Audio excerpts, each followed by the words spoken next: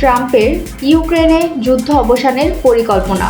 ইউক্রেনে যুদ্ধ অবসানে যুক্তরাষ্ট্রের শান্তি পরিকল্পনা নিয়ে কিয়েভের মিত্ররা উদ্বেগ প্রকাশ করার পর মার্কিন প্রেসিডেন্ট ডোনাল্ড ট্রাম্প বলেন, প্রস্তাবিত শান্তি চুক্তি যুদ্ধ অবসানের চূড়ান্ত প্রস্তাব নয়।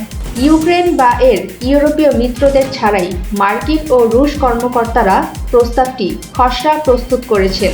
ট্রাম্প বলেছেন, কিয়েভ যেন এক সপ্তাহের মধ্যে এটি মেনে নেয়। কিয়েভকে এই পরিকল্পনা মেনে নেওয়ার জন্য ২৭ নভেম্বর পর্যন্ত সময় দেওয়া হয়েছে। এটাই উপযুক্ত সময়সীমা। তিনি আরও বলেন, যেভাবেই হোক আমাদের যুদ্ধ শেষ করতে হবে। আমরা এটি নিয়ে কাজ করছি। পশ্চিমা দেশগুলো যখন যুদ্ধ থামাতে ব্যস্ত, তখন ইউক্রেন জুড়ে ড্রোন ও ক্ষেপণাস্ত্র হামলা চালিয়ে যাচ্ছে রুশ বাহিনী।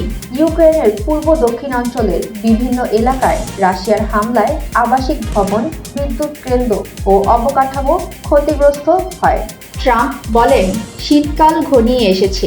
রক্তপাত বন্ধ করার জন্য সময় খুব কম। তাই জেলেনস্কিকে এই পরিকল্পনা অনুমোদন করতেই হবে।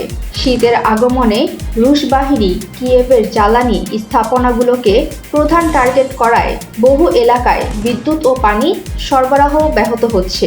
সুমাইয়া ফারাজি, ইন্টারন্যাশনাল ডেস্ক, দৈনিক আর নিউজ।